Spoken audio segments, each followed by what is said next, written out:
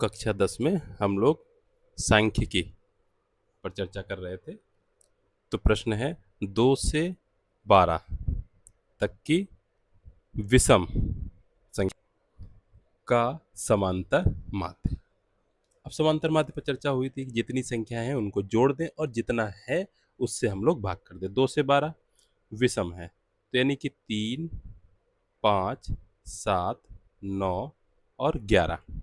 तो कुल मिलाकर के ये 5 संख्याएं हमारी होगी। तो इनको हम सबको जोड़ दें और 5 से भाग कर दें, तो ये हमारा हो जाएगा यहाँ पर इनका समांतर माध्य। तो जोड़ेंगे तो हमारा हो जाएगा 35/5 बराबर 7। तो उत्तर हो जाएगा हमारा विकल्प डी। फिर कह रहा है प्रश्न नंबर 8, 4, 3 और 6 और x।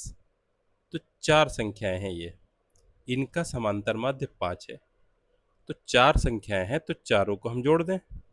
4 + 3 + 6 + x, और 4 हैं इसलिए 4 से भाग कर दें। ये हो गया हमारा समांतर माध्य। और ये कह रहा है 5 है, यानी कि ये 5 के बराबर है। बस इतना से बात थी, यहाँ पर समीकरण बनना था। अब हम पक्षांतर करें, यानी कि 4 को उधर ले जाएं, या इसको दूसरे शब्दों में कह सकते हैं कि दोनों तरफ 4 4 से गुणा कर दें। तो ये हमारा 4 + 3 + 6 + x बराबर 4 और 5 की गुणा हो जाएगी 20। 4, 3 और 6 जोड़ देंगे, 6 4 10 और 3 13। तो 13 + x बराबर 20। तो हम लोग क्या करेंगे, 13 को उधर ले जाके घटा देंगे, x बराबर 20 - 13 यानी कि 7। तो x का मान आ गया 7। विकल्प सी हमारा सही है। अगला प्रश्न नंबर 9, 7, 8, x, 11, 14 यानी कि संख्या हो गई हमारी 5 का माध्य x है।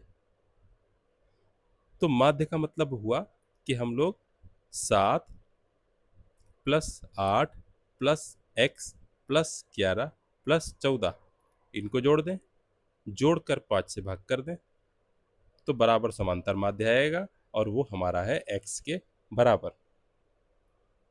बस इसी को हल कर लेना है। ऊपर संख्या जोड़ दें, 7, 8 और 11, 14 जोड़ दें, 7, 8, 15 और 11, 26 और 14, 40।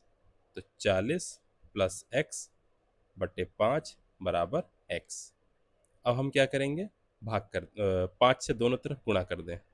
40 + x बराबर 5x, x उधर ले जाके माइनस में कर दें। 40 बराबर 5x - x यानी कि 4x बराबर 40। दोनों तरफ 4 से भाग कर दे तो x बराबर 10। तो हमारा x का मान आ गया यहाँ पर 10। तो इसमें देख लेंगे, तो x का मान हमारा 10 आ रहा है, तो हमारा विकल्प जो है बी सही है। ठीक है।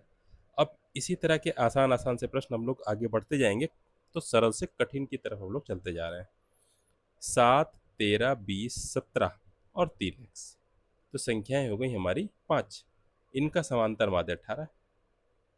तो यानी कि हम पांचों को जोड़ दें, 7 + 13 + 20 + 17 + 3x और 5 से भाग कर दें। ये हमारा समांतर माध्य हुआ, ये हमारा हो जाएगा 18 के बराबर। अब हम क्या करें, दोनों तरफ 5 से गुणा कर दें। तो जब गुणा करेंगे तो इसको हम लोग देख लेते हैं, इधर भी हो जाएगा हमारा 5 गुणे ये पूरा ब्रैकेट, और इधर भी हो जाएगा 5।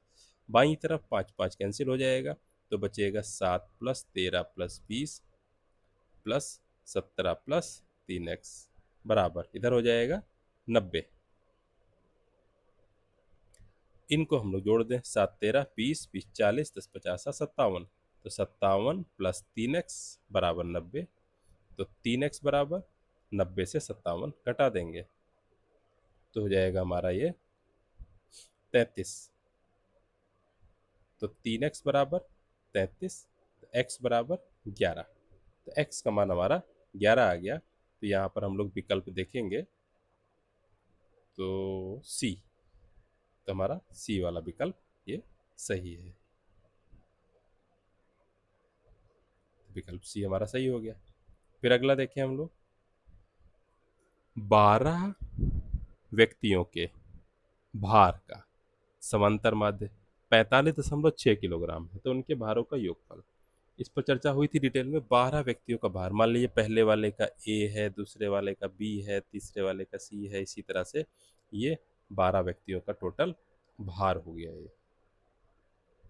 अब 12 का भार है, हमने जोड़ दिया, तो 12 से ही यहाँ पर भाग होगी और ये निकल आएगा समांतर माध्य, ये हमारा हो जाएगा 45.6 किलोग्राम के बराबर। दोनों तरफ 12 से गुणा कर दें, तो जब 12 से गुणा करेंगे तो ये जो बाईं तरफ वाला 12 है ये कैंसिल हो जाएगा, उधर दाहिनी तरफ गुणा हो जाएगी और हमारा बचा क्या रह जाएगा, ये अंश वाला हिस्सा, यानी कि 12 व्यक्तियों का भार बचा रह जाएगा बराबर 45.6 गुणे 12। तो इसको गुणा कर देंगे, हमारा उत्तर आ जाएगा। तो ये 547.2 किलोग्राम, ये हमारा आ गया उत्तर। तो इस वीडियो को हम लोग इतना ही रखते हैं। अब हम लोग एक नया कॉन्सेप्ट पढ़ेंगे अगले वीडियो में, जो बारंबारता और वर्ग अंतराल से संबंधित होगा। तो उस पर हम लोग अलग से चर्चा करेंगे। इस वीडियो में इतना ही रखते हैं।